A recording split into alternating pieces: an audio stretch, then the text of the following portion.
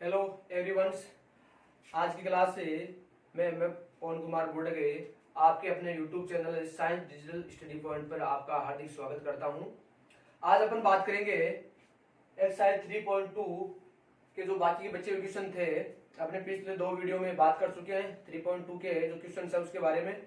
इसकी जो अगली सीरीज है उसके बारे में अपन बात कर रहे हैं। तो सीरीज कौन चल रही है? अपने क्वेश्चन सोल्व चल रहे हैं 3.2। तो देखो क्वेश्चन नंबर है 18। थोड़ा सा मोस्ट इंपोर्टेंट क्वेश्चन है। मोस्ट इंपोर्टेंट क्वेश्चन इसलिए है कि थोड़ा इंपोर्टेंट भी है और जो इसका सॉल्यूशंस है वो भी थोड़ा सा क्या है, थोड़ा सा लंबा है और थोड़ा डिफिकल्टी है। तो इस हिसाब से क्वेश्चन क्या थोड़ा इंपोर्टेंट है। देखो क्वेश्चन देखो क्या है पहले कि हमारे पास दिया क्वेश्चन नंबर 18 में दिया कि एक मैट्रिक्स ए दी हुई है। ये मैट्रिक्स ए है जो दी गई 0 माइनस का tan alpha by 2 tan alpha by 2 और 0। I2 दिया गया है। I2 क्या है हमारे पास 2/2 ऑर्डर की क्या है, तत्समक आयु है, मतलब आइडेंटिटी मैट्रिक्स है। ठीक है। सिद्ध क्या करना है, ये दो चीजें दी हुई है, ये चीज दी हुई है और ये चीज दी हुई है। सिद्ध करना है या प्रूव दैट क्या करना है, अपने ये प्रूव करना है कि I प्लस ए मतलब I और A मैट्रिक्स का सम है वो I माइनस ए मैट्रिक्स को जब इस मैट्रिक्स से क्या करूं मल्टीप्लाई करूं। ये मैट्रिक्स एक अन्य मैट्रिक्स दी हुई है जिसके एलिमेंट क्या है कोस एल्फा माइनस का साइन एल्फा कोस एल्फा 2/2 की क्या है या कोटि की क्या हमारे पास मैट्रिक्स है। तो ये चीज प्रूव करनी है अपन को। तो ये चीज दी हुई है। देखो अपन क्या करेंगे, ये चीज प्रूव करनी है। देखो हमारे पास दो चीज दी हुई है, ठीक है, इनका यूज करना है। यहाँ पर जो आई दिया गया है ये आई क्या I2 है, मतलब तस्मक आयु है हमारे पास। ठीक है। तो सबसे पहले अपन ये साइड लेते हैं, लेफ्ट हैंड साइड लेते हैं जो प्रूव करनी है उसकी।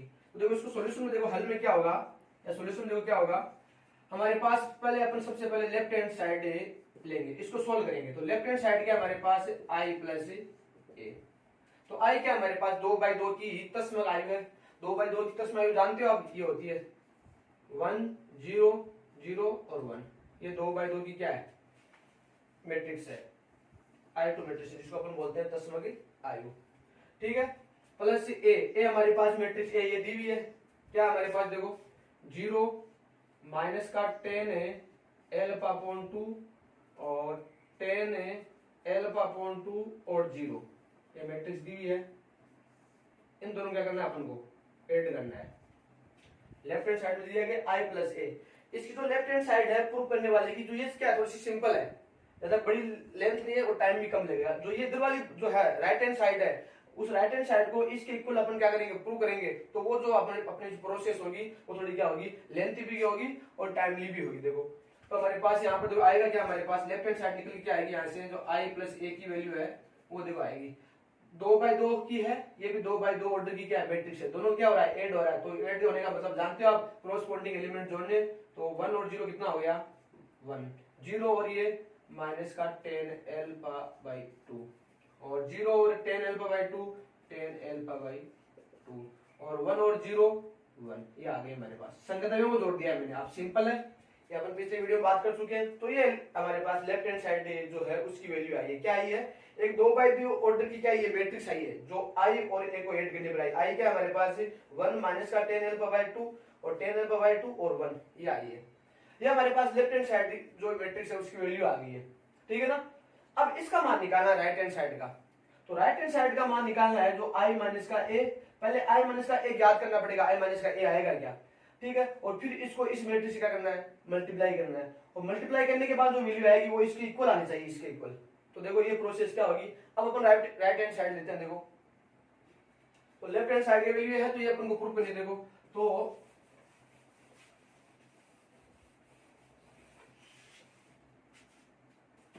अब हमारे पास है right hand side. Right hand side देखो राइट हैंड साइड में क्या है I माइनस का A। ठीक है। और इसको मल्टीप्लाई किया गया इससे कोस एल्फा माइनस का साइन एल्फा और साइन एल्फा और कोस एल्फा से इस मैट्रिक्स से। तो देखो पहले इसकी वैल्यू चाहिए अब हमारे पास। तो इसकी वैल्यू आ जाएगी तो क्या है I माइनस का A। जैसे यहाँ पर I प्लस ए ज्ञात किया गया है उसी प्रकार से I माइनस ए ज्ञात कर लेंगे। यहाँ पर क्या था प्लस था, यहाँ पर क्या था होगा माइनस होगा। तो देखो सीधा ज्ञात कर लेते हैं अपन। देखो क्या होगा क्या नहीं, कुछ नहीं करना है, यहाँ पर माइनस लगाना है बस। तो यहाँ पर भी क्या आएगा माइनस आएगा। तो इसके संगत करेंगे घटेंगे, एक में से 0 गया एक ही बचेगा। ठीक है। फिर 0 में से माइनस का tan एल्फा बाय 2 गया तो 0 में से ये घटेगा तो माइनस का तो प्लस हो जाएगा क्योंकि यहाँ पर माइनस आएगा। तो माइनस वाले क्या हो जाएंगे प्लस। तो हमारे पास क्या आएगा tan एल्फा अपॉन 2। फिर हमारे पास 0 में से ये घटेगा तो ये पहले पॉजिटिव अब क्या हो जाएगा नेगेटिव, तो माइनस का टेन एल्फा अपॉन 2। फिर 1 में से क्या घटेगा 0, तो कितना आएगा 1 आएगा। ये वैल्यू आ गई है हमारे पास। ये किसकी वैल्यू आई है, ये आई है हमारे पास i माइनस ए की। तो 2/2 ऑर्डर की क्या आएगी मैट्रिक्स है। ठीक है, फिर अपन ये मैट्रिक्स हमारे पास दी हुई है, तो ये मैट्रिक्स क्या है हमारे पास कोस एल्फा माइनस का साइन एल्फा और साइन एल्फा और कोस एल्फा, ये आ गई हमारे पास। ठीक है, i माइनस ए की वैल्यू अपन ने ये आगे हमारे पास ये मैट्रिक्स दी हुई है। i माइनस ए का मान यहां से ज्ञात कर सकते हैं कि i हमारे पास है और a भी है हमारे पास। ठीक है, तो ये आ गई। अब इन दोनों मैट्रिक्स को आपस में क्या करना है, मल्टीप्लाई करना है। तो देखो किस प्रकार से करेंगे, देखो मल्टीप्लाई।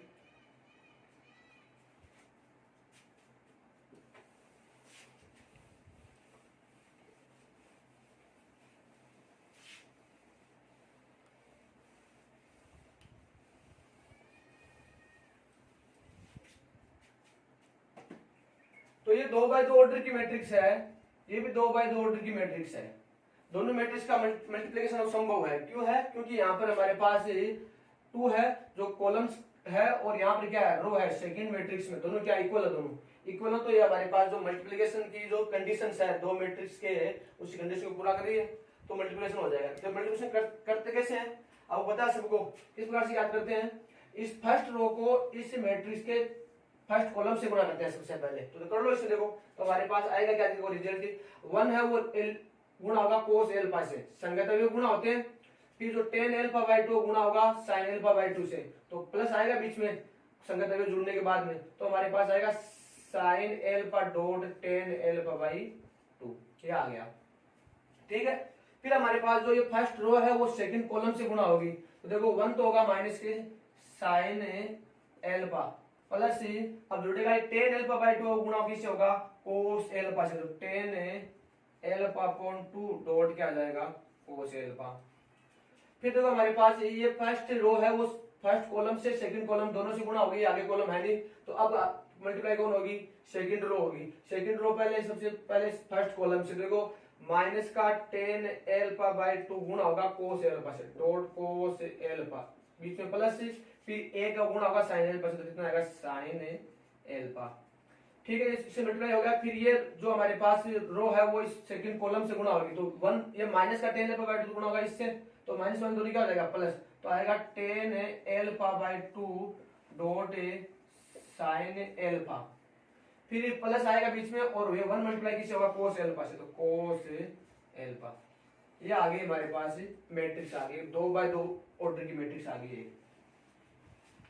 इन दोनों मैट्रिक्स को मल्टीप्लाई करने के बाद ये मैट्रिक्स नई मैट्रिक्स प्राप्त हुई है, तो 2/2 की है। ठीक है, क्योंकि हमारे पास जो इसकी जो रो है और इसके जो कॉलम्स है दोनों मिलकर जो नई आने वाली मैट्रिक्स है उसका क्या बनाएंगे ऑर्डर बनाएंगे, वो 2/2 का होगा। अब देखो इसका एक एलिमेंट तो ये है, एक एलिमेंट ये है, एक एलिमेंट ये है और एक एलिमेंट पूरा का पूरा ये है। अब इसको सोल्व करेंगे थोड़ा सा, यहां पर आने के बाद में थोड़ा सा अपन क्या करेंगे, इसको सोल्व करना है और इसको सोल्व करके अपन को ये प्रूफ दिखाना है ये। ठीक है ना, तो इसका मतलब कहने का मतलब क्या है, तो जो आ रही वैल्यू यहाँ पर इसकी वैल्यू 1 आनी चाहिए, तो यहाँ पर आ रहा है इसकी वैल्यू क्या आनी चाहिए माइनस का टेन एल्फा बाई 2 आना चाहिए, इसकी कितने आनी चाहिए प्लस का टेन एल्फा बाई 2 आना चाहिए और इसकी वैल्यू क्या आनी चाहिए 1 आनी चाहिए। तो यहाँ पर अपन अब किसका यूज करेंगे, जो ट्रिगोनोमेट्री है 11th क्लास की ट्रिगोनोमेट्री है उसका यूज करेंगे, क्योंकि यहाँ पर फॉर्मूले है उनका यूज करना पड़ेगा। तो देखो हमारे पास 11th क्लास आप पढ़ के आए, वहां पर है कोस एल्फा और साइन एल्फा, कोस एल्फा का और साइन एल्फा का टेन के पदों में, या कह सकते हैं कि कोस 2 थीटा और साइन 2 थीटा का जो फॉर्मूला है वो टेन के पदों में अपन ने ज्ञात किया था। ठीक है ना, तो यहाँ पर कोस एल्फा और साइन एल्फा का जो हमारे पास फॉर्मूला है वो टेन एल्फा बाई 2 के पदों में अपन ज्ञात करेंगे यहाँ पर, या लिखेंगे यहाँ पर। ठीक है ना, वो फॉर्मूला यूज करेंगे यहाँ पर। तो देखो किस प्रकार से यूज करेंगे, देखो तो अगली वाली स्टेप में तो क्या होगा मैं साइड में बता देता हूँ। देखो हमारे पास दो फॉर्मूले होते हैं, एक तो होता है साइन एल्फा का फॉर्मूला, साइन एल्फा बराबर होता है 2 ten alpha by 2 upon 1 plus ten square alpha upon 2, और कोस एल्फा का मान होता है टेन एल्फा बाई 2 के पदों में 1 माइनस का ten square alpha by 2 upon 1 plus ten square alpha by 2। ये यूज करेंगे अपन दोनों फॉर्मूले। टेन एल्फा बाय 2 है उसको हूबहू वैसा वैसा रखेंगे, कोस एल्फा ये वैल्यू रखेंगे टेन एल्फा बाय 2 के पदों में, और साइन एल्फा का मान भी टेन एल्फा बाय 2 के पदों में रखेंगे। दोनों फॉर्मूले यूज करेंगे यहाँ पर देखो। फिर उनको क्या करेंगे अपन, सोल्व करेंगे।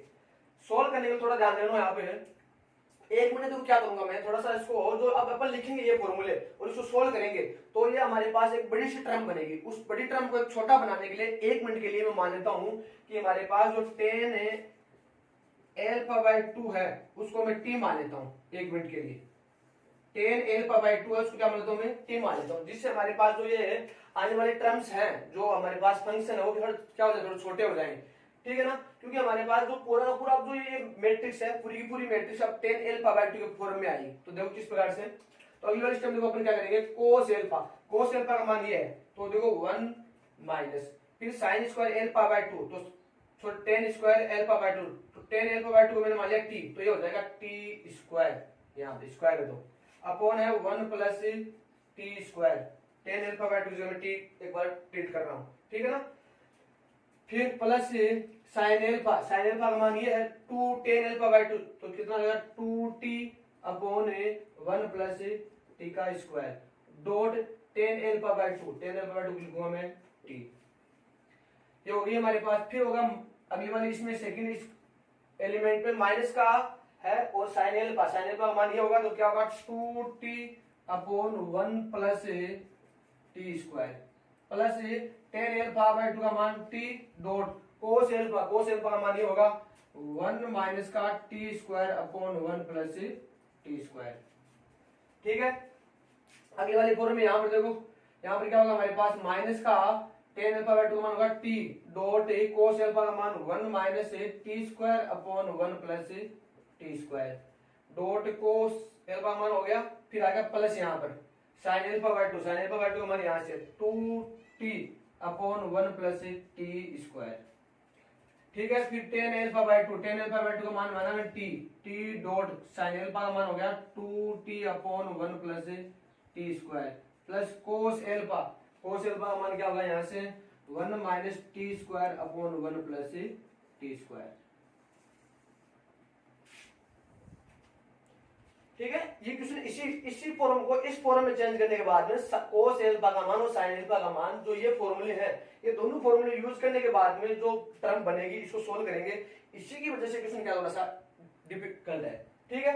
अब इसको सोल्व करना पड़ेगा क्योंकि यहाँ पर मैं टेन एल्फा बाय 2 ट्रीट क्यों किया है, अगर टेन एल्फा बाय 2 ट्रीट नहीं करता तो ये फॉर्म क्या हो जाती, बड़ी हो जाती थोड़ी, क्योंकि यहाँ पर सबसे क्या लिखना पड़ता है मेरे को टी की जगह टेन एल्फा बाय 2 लिखना पड़ता। तो उसको थोड़ा छोटा करने के लिए अपन क्या करते हैं, इजी करने के लिए ऐसा कर लेते हैं, ठीक है। क्योंकि अपन कोई भी क्वेश्चन है वो क्या थोड़ा करना है, इजी वे से करना है अपन को, ना कि डिफिकल्ट तरीके से। अब इसको सोल्व कर लो, तो देखो सोल्व कैसे करेंगे, देखो एलसीएम लेके सोल्व कर लेंगे। तो यहाँ पर देखो अपन सोल्व करते हैं इसको, देखो तो क्या आएगा, देखो यहाँ से 1 प्लस टी स्क्वायर और 1 प्लस टी स्क्वायर दोनों में क्या आ गया, एलसीएम आ गया। तो 1 प्लस टी स्क्वायर क्या आ गया, एलसीएम। ये पूरा एक एलिमेंट है ये। तो देखो आएगा क्या यहाँ पर 1 माइनस का टी स्क्वायर और ये 2t डॉट टी कितना हो जाएगा, प्लस का 2t स्क्वायर। ये एलिमेंट आ गया इसको पूरा सोल्व करने के बाद में। फिर अगले वाले फॉर्म में देखो 1 plus t square 1 plus t square दोनों में क्या आ जाएगा, एलसीएम आ जाएगा। तो क्या आ जाएगा 1 प्लस टी स्क्वायर। दोनों में हर में क्या है 1 प्लस टी स्क्वायर है तो अंश वैसा का वैसा आएगा। यहाँ पर क्या है हमारे पास, यहाँ पर था माइनस का 2t, तो माइनस का 2t और प्लस का, अब तो ये t है, ये t मल्टीप्लाई होगा 1 माइनस टी स्क्वायर से, तो क्या आएगा t माइनस का t की पावर 3 आएगी, ठीक है। उसके बाद देखो क्या होगा, अगले वाले फॉर्म में हमारे पास यहाँ पर 1 प्लस टी स्क्वायर, तो क्या आएगा यहाँ पर माइनस है, यहाँ पर माइनस का t मल्टीप्लाई होगा इनसे, तो कितना आएगा माइनस का t और प्लस का t की पावर 3 आएगी और प्लस का कितना आएगा 2t, ठीक है। अगले वाले फॉर्म में देखो तो इसमें भी 1 प्लस टी स्क्वायर क्या आएगा, एलसीएम आएगा यहाँ पर। तो यहाँ पर कितना आएगा t डॉट 2t, तो कितना हो जाएगा 2t स्क्वायर और प्लस का 1 माइनस टी स्क्वायर।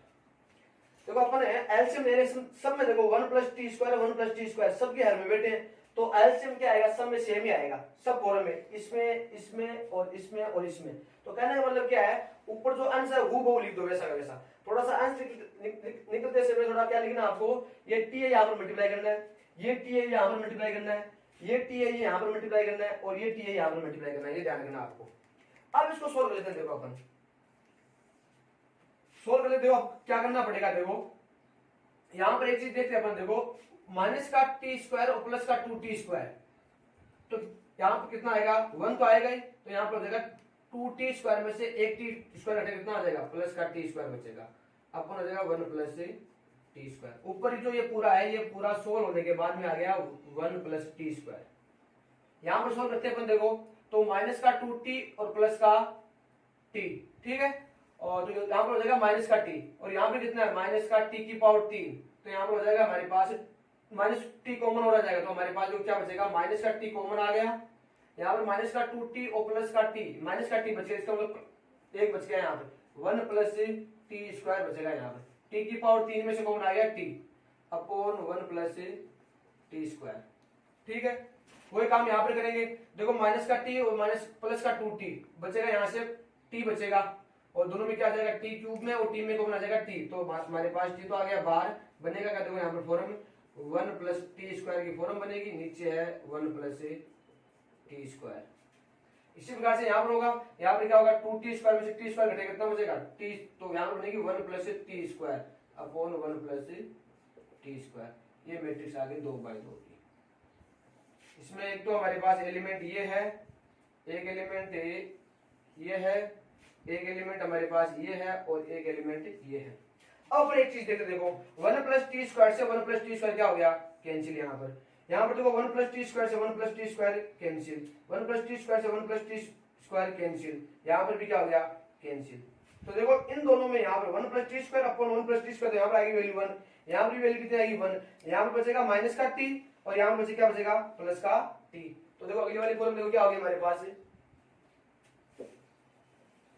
यहाँ पर बात करते हैं उसकी, देखो तो फाइनली हमारे पास देखो रिजल्ट क्या आ गया, देखो फाइनली हमारे पास जो रिजल्ट आया, जो राइट हैंड साइड है उसकी वैल्यू क्या आई है, उसकी आई यहाँ पर आ गया 1 वैल्यू 1, ठीक है। यहाँ पर आ गई माइनस का टी, और यहाँ पर भी कितना आ गया, प्लस का टी, और यहाँ पर कितना आ गया, प्लस का 1, ये आ गई वैल्यू।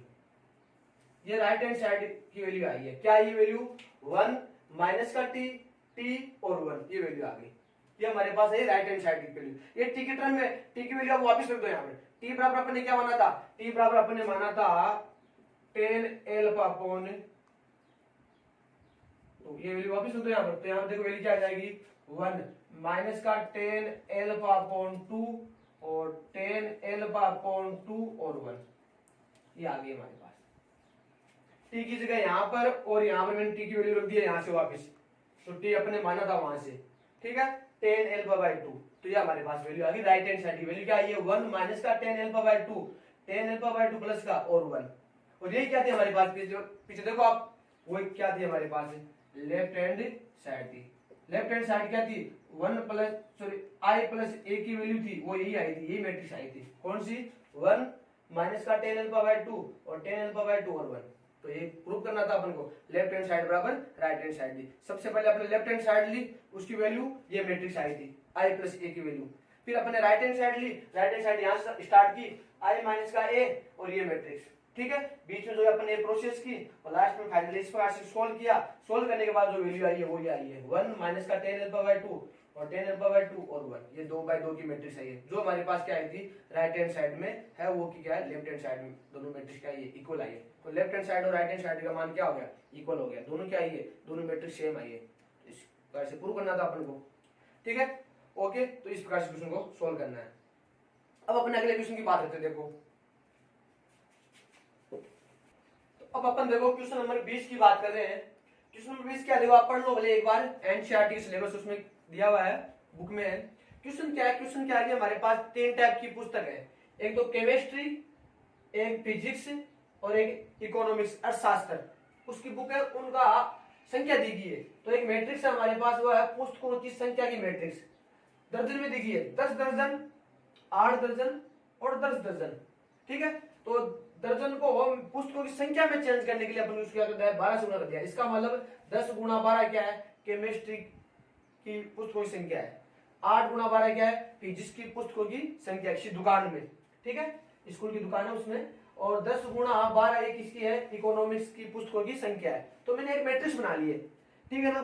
मैट्रिक्स बनाई, वो मैट्रिक्स बनाई किसी मैंने, पंक्ति मैट्रिक्स बनाई है मैंने, ठीक है ना। हमारे पास रो मैट्रिक्स बनाई है मैंने।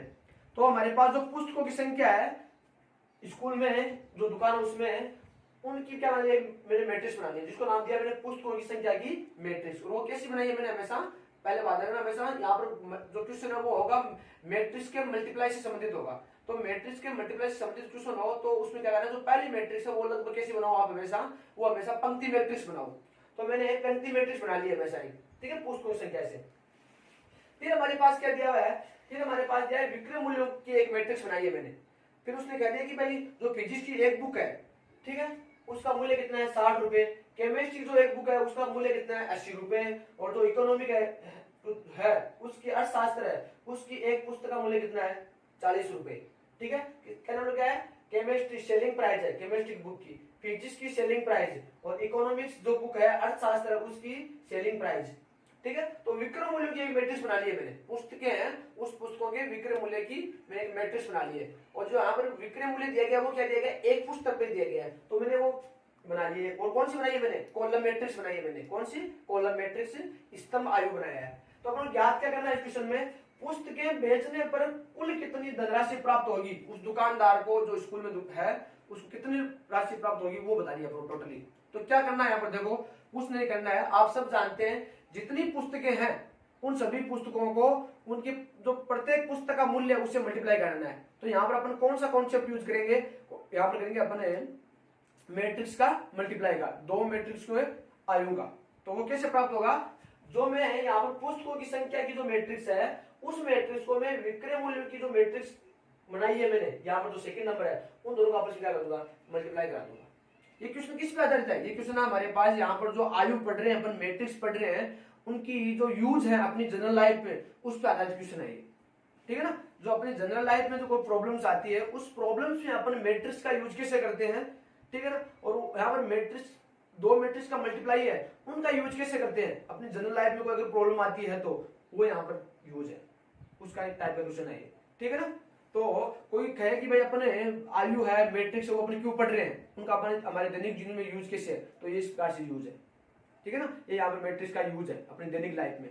तो यहाँ से इस टाइप की जो प्रॉब्लम्स है उस प्रॉब्लम्स को सोल्व करने के लिए, इस प्रॉब्लम को सोल्व करने के लिए हमेशा मैट्रिक्स का क्या है, जो हमारे पास जो टॉपिक है, जो हमारे पास यहाँ पर है बुक में अपन पढ़ रहे हैं, उसका अपन क्या, उसका व्युत्पन्न हुआ है, उसका बेसिक, ये फंडामेंटल बेसिक है, यहाँ से निकल के आई है मैट्रिक्स यहाँ से, ठीक है ना। तो अपन देखिए क्या करेंगे, दोनों मैट्रिक्स को मल्टीप्लाई कर लेंगे ये ज्ञात करने के लिए। पुस्तकें बेचने पर कुल धनराशि प्राप्त होगी उसको ज्ञात करने के लिए क्या करेंगे अपन, फर्स्ट मैट्रिक्स को सेकंड मैट्रिक्स क्या कर देंगे, मल्टीप्लाई कर देंगे। तो देखो क्या आएगा, देखो हमारे पास ये हो गया यहाँ पर 120 आ गया, तो 120 ये आ गया, 12 घंटे कितने हो गए 96, और यहाँ पर 120।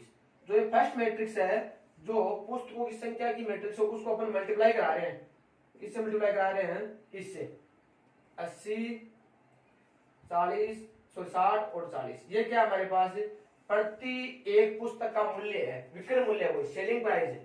तो ये हमारे पास कितनी है, ये हमारे पास 1/3 की मैट्रिक्स है, और ये कितनी है, ये 3/1 की मैट्रिक्स है, ठीक है। देखो मैट्रिक्स का मल्टीप्लाई होगा यहाँ पर। तो मैंने जो यहाँ पर पुस्तकों की संख्या की मैट्रिक्स और विक्रय मूल्य की मैट्रिक्स बनाई है उस थोड़ा सा ध्यान रखना आपको। पहली मैट्रिक्स मैंने पहले बात तो रो मैट्रिक्स बनाई है, और दूसरी क्या मैंने बनाई, मैंने कॉलम मैट्रिक्स, ठीक है। दोनों हमने पंक्ति या कॉलम नहीं बनाया है, क्योंकि एक दोनों अगर पंक्ति या दोनों कॉलम होती तो यहाँ पर दोनों मैट्रिक्स का मल्टीप्लाई करना पॉसिबल नहीं था। तो एक को तो मैंने रो लिया, देखो क्या मैंने एक कॉलम लिया है। अब देखो दोनों को मल्टीप्लाई करते हैं अपन, तो देखो मल्टीप्लाई हो जाएगा। देखो यहाँ पर 3 है, फर्स्ट मैट्रिक्स में स्तंभों की संख्या है, वो दूसरे मैट्रिक्स में पंक्तियों की संख्या के बराबर है, तो दोनों मैट्रिक्स में मल्टीप्लाई हो जाएगा। कैसे करेंगे, इसको इसे मल्टीप्लाई कर देंगे सीधा, एक ही तो पंक्ति है इसमें, और इसमें क्या एक कॉलम है, तो इसको इसे मल्टीप्लाई कर दो। तो देखो क्या आएगा यहाँ से 120 गुणा किससे होगा, 80 से, तो क्या आएगा यहाँ से 120 गुणा 80, संगत गुणा हो गए। फिर क्या होगा उनका योग, फिर 96 किससे गुणा होगा, 60 से, तो 96 गुणा 60, फिर प्लस, ठीक है। फिर क्या आएगा हमारे पास 180, 120 किससे गुणा होगा, 40 से, तो 120 गुणा 40, ये आ गई, एक एलिमेंट आएगा, एक मैट्रिक्स बन गई है। देखो 1/1 जो इसकी पंक्ति और इसका जो स्तंभ है वो मिलके बनाएंगे नई मैट्रिक्स, इन दोनों मैट्रिक्स को मल्टीप्लाई होने के बाद, तो ये 1/1 की मैट्रिक्स आएगी नहीं, उसमें एक एलिमेंट होगा, वो एक एलिमेंट होगी जो एक वैल्यू होगी वो क्या होगी हमारे पास, उसके बेचने पर कुल धनराशि उसका मान होगा। तो देखो कितना आएगा, उसको बोलो इसको, तो देखो 120 को 80 से गुणा किया तो कितना आएगा, 12 × 96 और 2 जीरो लगेंगे तो 9600 आ गया, 9600 रुपये आ गया। इनको गुणा करते हैं, देखो 0 36 3 54 और 3 कितने हो गए 57, ठीक है। और फिर यहाँ इनको मल्टीप्लाई कर लो, 12 48 और 2 जीरो, ये आ गई हमारे पास।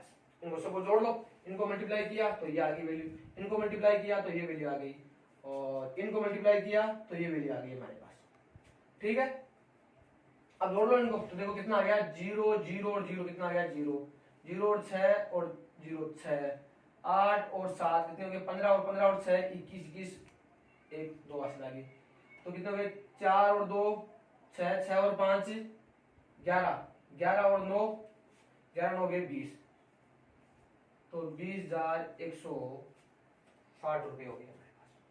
कितने आ गए, 20,160 आ गए हमारे पास वैल्यू। और जो 20,160 रुपये है वही क्या हमारे पास उन सभी पुस्तकों को बेचने पर जो कुल धनराशि उसका मान है। थोड़ा मोस्ट इंपोर्टेंट क्वेश्चन है, ठीक है। तो ये आएगी वैल्यू, कुल धनराशि का मान कितना होगा सब पुस्तकों को बेचने पर, ये होगी 20,160 रुपये, ठीक है। अब बात करेंगे अपने क्वेश्चन नंबर 21 और 22 की। तो 21 नंबर और 22 नंबर क्वेश्चन है, उसके लिए एक देखो हमारे पास एक कॉन्सेप्ट दिया गया, स्टेटमेंट दिया गया है। तो दिया हुआ देखो क्या है, गिवन दैट क्या दिया हुआ है, एक x y z और w व p, ये 5 क्या है, मैट्रिक्स है, आयु है, ठीक है। और साथ में क्या दी गई, कोटि दी गई है। देखो x है वो है 2/n की ऑर्डर की मैट्रिक्स है, y है वो 3/k की, z है वो 2/p की, w n/3 की, और p जो मैट्रिक्स है वो p/k की मैट्रिक्स ऑर्डर की मैट्रिक्स है ये, ठीक है। ये दिया हमारे पास। अब क्वेश्चन नंबर 21 देखो क्या है, ऑब्जेक्टिव टाइप क्वेश्चन है ये, ठीक है। वैकल्पिक क्वेश्चन है देखो, तो py प्लस का wy, py प्लस का wy परिभाषित है तो n k व p में क्या प्रतिबंध होगा, ऑब्जेक्टिव टाइप क्वेश्चन है। तो देखो अपन सबसे पहले लेते हैं py और wy। py क्या है, यहाँ पर दो मैट्रिक्स का मल्टीप्लाई है। तो देखो p की पहले क्या लिखो आप, p की पहले ऑर्डर लिखो p मैट्रिक्स का। p मैट्रिक्स क्या है हमारे पास, p/k ऑर्डर की मैट्रिक्स है, ऑर्डर लिखना है। फिर हमारे पास ऑर्डर लिखो आप y का, ये तो हो गया p का, फिर y का आप लिखो, तो y क्या है हमारे पास, y का ये रहा 3/k ऑर्डर की मैट्रिक्स है ये y की। अब यहाँ पर है क्या, p.y है, दो मैट्रिक्स का मल्टीप्लाई है। यहाँ ये कह रहा है कि परिभाषित है, ये परिभाषित होगा। तो दो मैट्रिक्स का मल्टीप्लाई परिभाषित कब होता है, जब पहली मैट्रिक्स में स्तंभों की संख्या है वो दूसरी मैट्रिक्स में कॉलमों की पंक्तियों की संख्या के बराबर हो। इसका मतलब ये दोनों आपस में क्या होंगे, बराबर होंगे। तो यहाँ से एक कॉन्सेप्ट निकल ये आ गया। इसका मतलब k का मान कितना होगा, 3 होगा, तभी p.y का मान निकल के आएगा या परिभाषित होगा। तो k का मान कितना आ गया यहाँ पर, तो k बराबर तो हो गया 3, ठीक है। फिर हमारे पास है w और y के, w.y है। तो w.y देखो, w.y कितना होता है, w कहां पर है हमारे पास, w की जो ऑर्डर है वो है 3n गुणा 3, और हमारे पास जो y है वो कितना है 3 गुणा k, ये y की है। ये w का ऑर्डर है, ये किसका है, y का ऑर्डर है, y मैट्रिक्स का। अब यहाँ पे देखो 3, इसमें स्तंभों की संख्या और इसमें क्या है हमारे पास पंक्तियों की संख्या है, वो आपस में क्या बराबर है। तो ये परिभाषित हो जाएगा, w.y है वो क्या हो जाएगा, परिभाषित हो जाएगा। यहाँ से कोई कॉन्सेप्ट निकल के नहीं आ रहा है। अब ध्यान दो आप, k का मान 3 आ गया p.y परिभाषित होने के लिए। अब p.y है, तो p.y आ रहा है, p.y की ऑर्डर क्या आएगा, देखो पहले वो निकालो आप p.y का। p.y का ऑर्डर क्या आएगा, देखो यहाँ से तो क्या है हमारे पास पंक्ति और यहाँ से स्तंभ ये आएगा। तो p.y बोल रहा हूं मैं, p.y है तो p और मैट्रिक्स और y मैट्रिक्स को मल्टीप्लाई करने के बाद में आएगा, उसका ऑर्डर क्या आएगा, ये ऑर्डर आएगा हमारे पास, निकले दो यहाँ से ऑर्डर लिख रहा हूं मैं, p गुणा क्या आएगा यहाँ से, आप सब जानते हैं फर्स्ट मैट्रिक्स के पंक्ति और दूसरी मैट्रिक्स के स्तंभ मिलकर जो p.y है उसको क्या बनाएंगे, ऑर्डर बनाएंगे। फिर w.y देखो, w.y और है, ठीक है। w.y तो परिभाषित है, यहाँ पर कॉन्सेप्ट कोई निकल नहीं आ रहा है। अब उनका ऑर्डर कितना होगा, देखो ये होगा ऑर्डर यहाँ से n और k होगा, तो ये ऑर्डर होगा इसका n गुणा k, ठीक है। ये इनका ऑर्डर आ गया।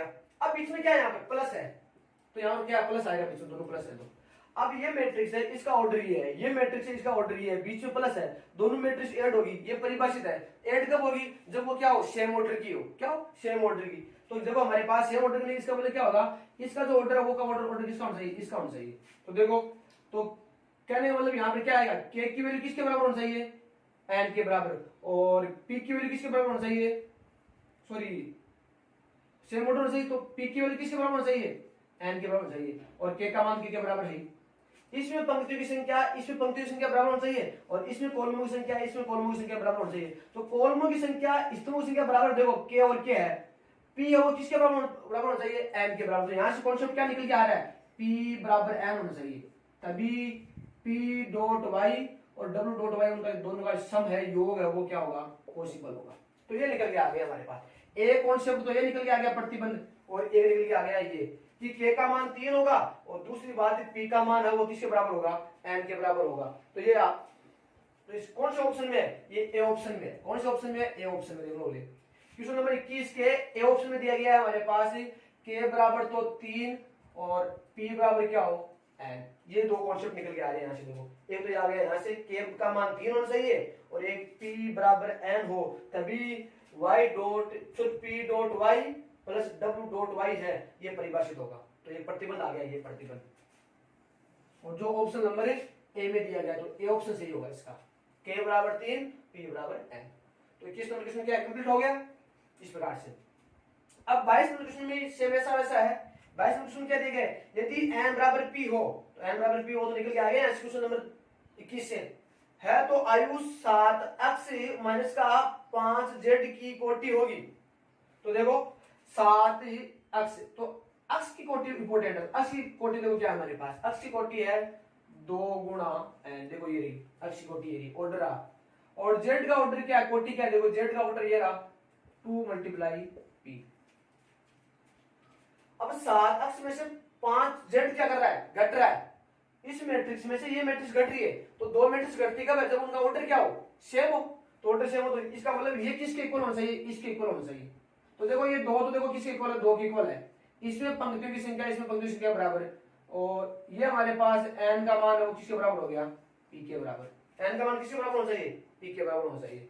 तो ये कॉन्सेप्ट निकल के आ गया यहाँ से। तो हमारे पास एन का मान पी के बराबर है, और जो हमारे पास है 2 के बराबर है, तो की कोटि होगी। तो देखो दोनों की कोटि क्या सेम है, देखो एन बराबर पी है, तो हमारे पास जो आने वाली मैट्रिक्स है उसकी, तो इसकी कोटि कितनी है, इसकी 2/n है, और इसकी भी कोटि कितनी है, इसकी भी 2/p है, और n और p दोनों ऑप्शन क्या है, बराबर। इसका मतलब 2/n या 2/n या 2/p या 2/p, दोनों की सेम ही है, ठीक है। तो कोटि होगी इनकी।